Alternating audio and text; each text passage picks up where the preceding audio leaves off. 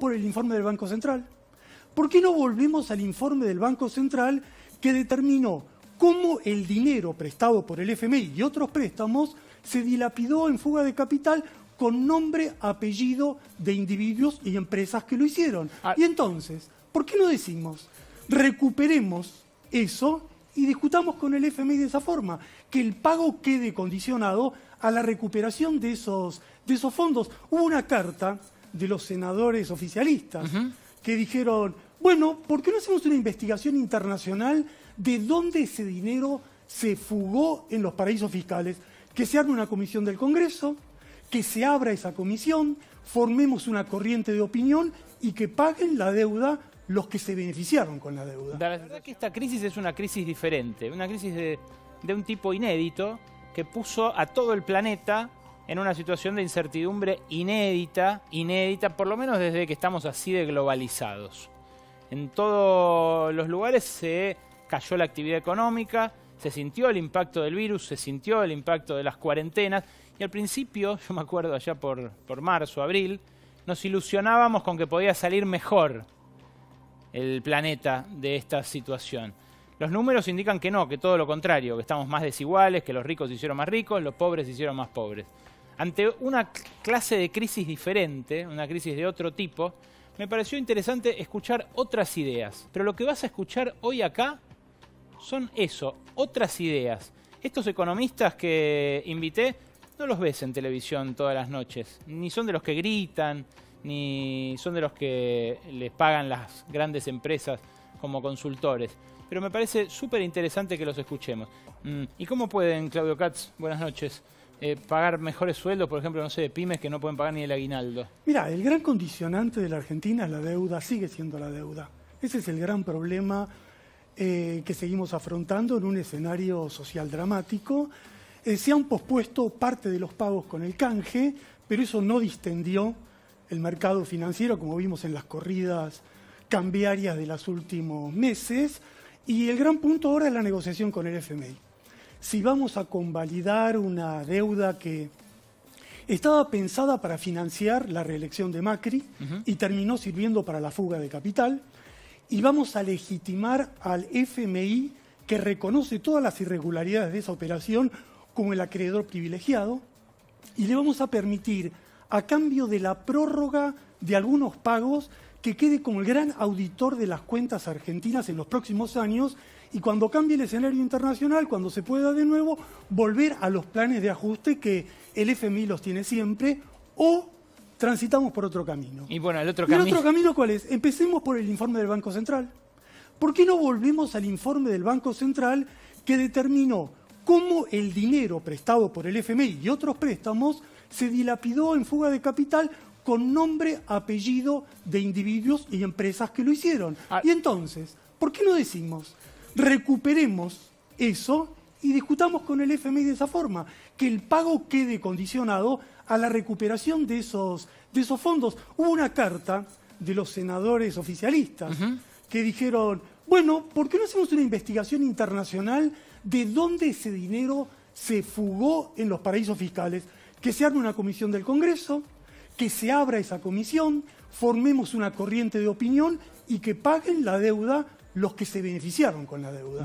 Pero miren este dato de Argentina en relación al Fondo Monetario ahora. ¿Sabías que lo que le debe Argentina al fondo es lo mismo que lo que le deben los 5 países que le siguen juntos? Mirá lo que es esto. Argentina debe esos 45 mil millones de dólares, 45.000 y pico, porque ese pico es los intereses del año pasado. En realidad desembolsaron 44.000 hasta ahora nada más. Y fíjate lo que deben los siguientes: Egipto, Ucrania, Pakistán, Grecia y Sudáfrica. Todos esos juntos le deben lo mismo que Argentina. Así nos dejó Mauricio Macri. ¿Para vos, Daniel, se puede convivir con el fondo y sacar cosas como en su momento ustedes sacaron el plan Jefas y Jefes? Yo creo que no hay elementos en el contexto internacional que nos hagan presagiar que va a haber un cambio significativo de actitud del fondo. Ninguno de los países que integran el directorio con capacidad de voto y veto algunos de ellos, ha cambiado de manera significativa su signo político. Si bien es cierto que los técnicos pueden haber tenido un cambio y que la crisis puede generar algunos cambios en las visiones y aparece la necesidad de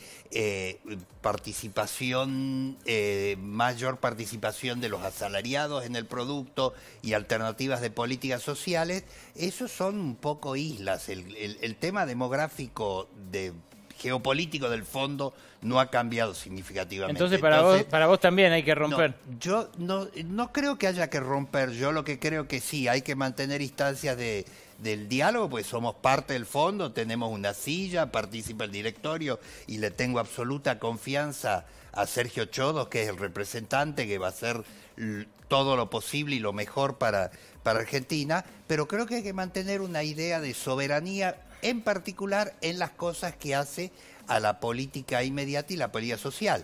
¿No nos convertiríamos, Claudio, en un paria internacional rompiendo con el fondo? Pero no es un tema de cómo nos plantamos. Eso es lo que estamos discutiendo. Por eso yo te di el ejemplo de la investigación del Banco Central. Claro. ¿Por qué no usamos lo que tenemos a la hora de discutir y a la hora de generar conciencia colectiva? Porque el fondo nos condiciona. Por ejemplo, el problema que tenemos con los jubilados. Cada vez que los jubilados pueden recuperar algo, viene un cambio en la fórmula y no recuperan. Bueno, ¿por qué no consideramos ahora incorporar al debate de los jubilados que también el ajuste incorpore el tema de la inflación? Y de esa forma garantizar de que no haya una pérdida de los ingresos de los jubilados. Eso exige ponerse firme y tener en cuenta cuál es el condicionante que nos está orientando para que no sigamos redistribuyendo la pobreza, para que no sigamos financiando las jubilaciones mínimas con un recorte de las jubilaciones medias, para que podamos poner en marcha el país, para que podamos plantarnos con algo que todos estamos conversando acá, con otra política impositiva, algo que podemos hacer si tomamos la decisión. Lo que pasa es que ¿es eso quizás lo que hay que cuestionarse? Yo creo que también, es lógico que él esté hablando de eso porque a él lo afecta ese impuesto. También hay una cuestión y un debate y una disputa a dar en el sentido común y en una idea de los impuestos dentro de América Latina como si fuese un robo del Estado y no pensar en justamente cómo, sobre todo ahora después de la pandemia, ¿no? Cómo el Estado fue el que salió a salvar con el ATP, con el IFE, con el ATP todos los meses y con 3 IFE nada más. Por eso también hay que decirlo. Hubo una ayuda mucho más fuerte hacia las empresas que hacia las personas que se quedaron sin laburo. Entonces, hay que empezar a darse cuenta de que si queremos una estructura impositiva que grave más fuerte a los más ricos para que pueda presionar menos a los sectores medios, es lo que necesitamos para poder garantizar derechos. Bueno, Claudio, ¿vos qué pensás? Mira, yo creo que el tema que estamos todos acá conversando es de dónde salen los recursos para todo esto. ¿Quién paga la crisis? ¿Quién paga la crisis? Y la nota positiva es que el impuesto a las ganancias salió, porque finalmente estamos dando tantas vueltas y todos los fantasmas que había sobre que iba a penalizar a la clase media, que iba a desincentivar la inversión, finalmente hubo una presión, se logró, y la pregunta es ¿por qué no seguir avanzando? ¿Por qué no seguir avanzando en una estructura impositiva como la Argentina, donde el grueso de los gravámenes son al IVA, donde los trabajadores pagan más por impuesto a las ganancias que los generadores de ganancias, donde creo que somos el 5º país en el ranking mundial de evasión? Es decir, hay un margen, creo yo, como para imponer una agenda donde frente a la idea de la derecha, de hacer un ajuste, de introducir una mega devaluación, bueno, podemos avanzar en otro proceso, en otro camino, que es un camino de redistribución del ingreso. Y te diría, volviendo a temas que parecen disipados. Por ejemplo, ¿por qué no volver a hablar de Vicentín? ¿No? ¿Y por qué no volver a recuperar la idea que hay que expropiar Vicentín? ¿Por qué lo digo? Porque pasó un año y la empresa está al borde de la quiebra. Sí, claro. Pasó un año y no va a tener con qué devolver al Banco Nación ni con qué devolver a muchos acreedores. Y van a liquidar los activos y los responsables de lo que pasó. De hecho, estamos asistiendo en tiempo real, a cielo abierto, así como asistimos al lobby de Paolo Roca por devaluación y por baja de impuestos, a una apretada fenomenal por parte de las grandes empresas exportadoras que le dicen no a un aumento que les cuesta centavos de su facturación a los trabajadores del aceite, que llevan ya una huelga de 6 días, una apretada al gobierno a través de esos trabajadores, porque a las empresas no les cuesta nada. Los trabajadores ya dijeron que ante una señal aflojarían con esa huelga, que le cuesta 100 millones de dólares por día en exportaciones al país, y en el medio las empresas no ceden ni un centímetro. Entonces, eso también tiene que ver con lo que vos decís. Y es importante ¿para qué? Para que tengamos el control sobre los dólares, los famosos dólares que Argentina no fabrica y que necesitamos frente a cada crisis. Bueno, no logramos manejarlos más si tenemos una empresa testigo del comercio exterior que negocie de Estado a Estado. ¿Cande?